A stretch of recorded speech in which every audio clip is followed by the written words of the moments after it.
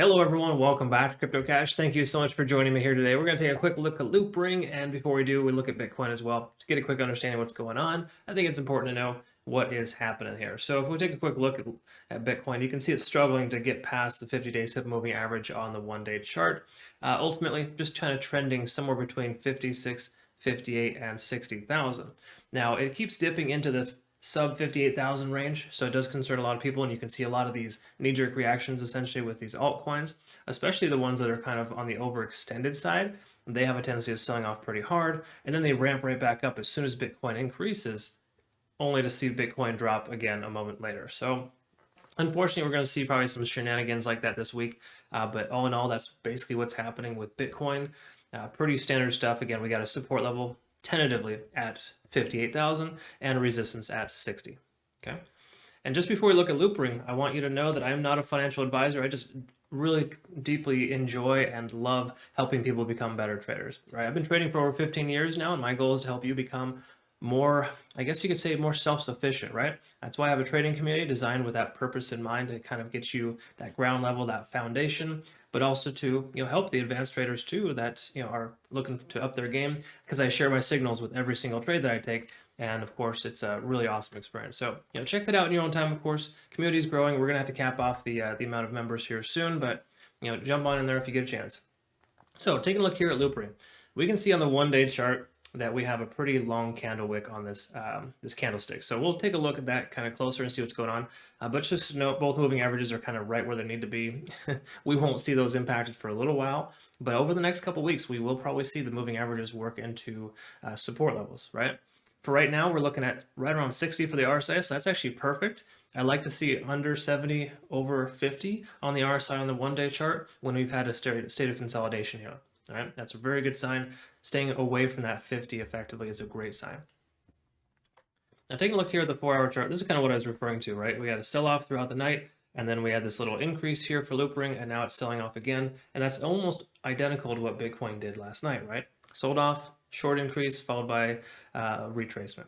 So a lot of these little temperature checks, so to speak. But key takeaway here is that Loopring is making higher highs and higher lows. I know it's not ugly, or sorry, it is ugly, not pretty, but you got this higher high and this, well, it's barely, pretty much, okay, we'll just say it's higher lows.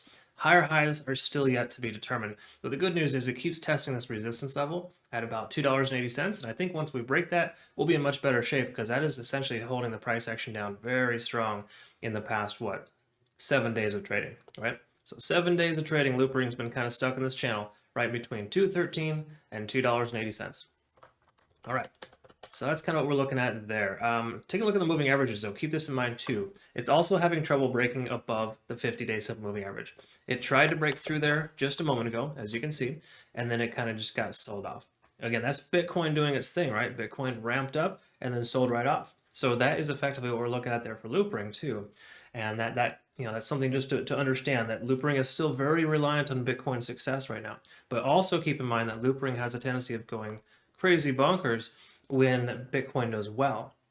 Okay, this entire pattern right here that we're seeing is ever since Bitcoin's been selling off, right? Now, a lot of it is because Loopring was overextended and it can't quite get past that previous resistance or create any kind of momentum based on the sheer fact that Bitcoin is selling off, okay? So we got to understand that when there's fear, uncertainty, and doubt in the market, coins like these have a tendency of kind of going to the wayside, especially when they're overextended, right? So even, the Mana, Engine, handful of other ones, they are all very capable of taking off, but there's just that uncertainty right now if Bitcoin's going to drop below 58,000 and just keep, diving lower to about 53,000. That's because that's a very strong likelihood. That's the next major support level if we lose that support of 58.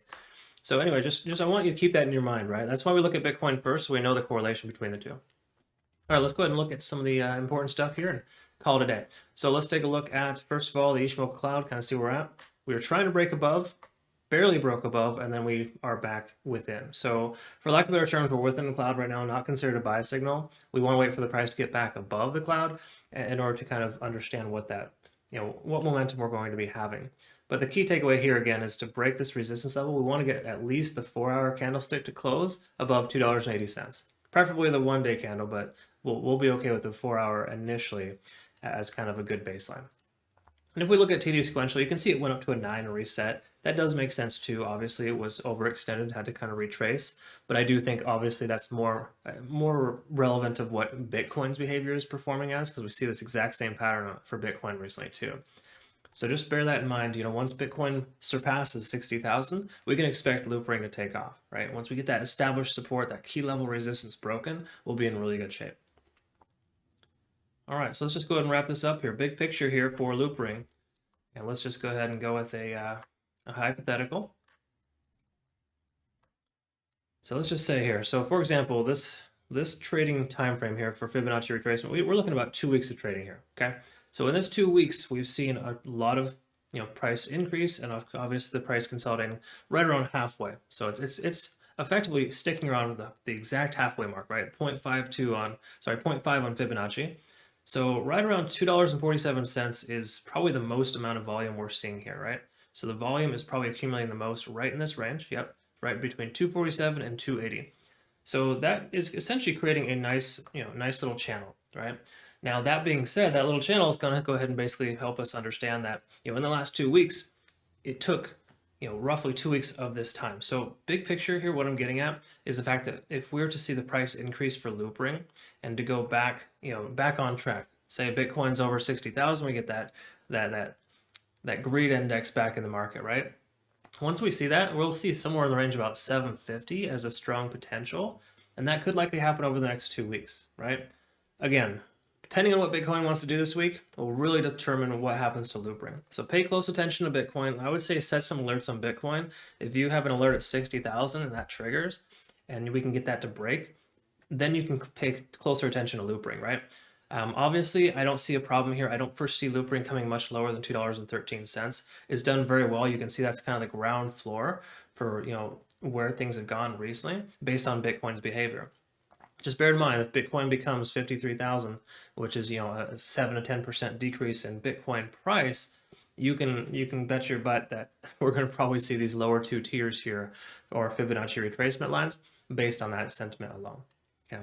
So again, this all kind of hangs on a razor's edge right now for Bitcoin. So I hope Bitcoin performs and pulls its head out of his ass and goes right straight to 75, 80,000. I think that's very likely. We just need to get a little bit more, confidence in Loopring, if that makes any sense. So that being said, I hope you found benefit here. Of course, if you did, like and subscribe if you haven't already. And I greatly appreciate all of your support. Current patrons, if you're not currently a patron, consider checking that out in your own time. We'll look forward to seeing the next video. Have a great rest of your day. Take care.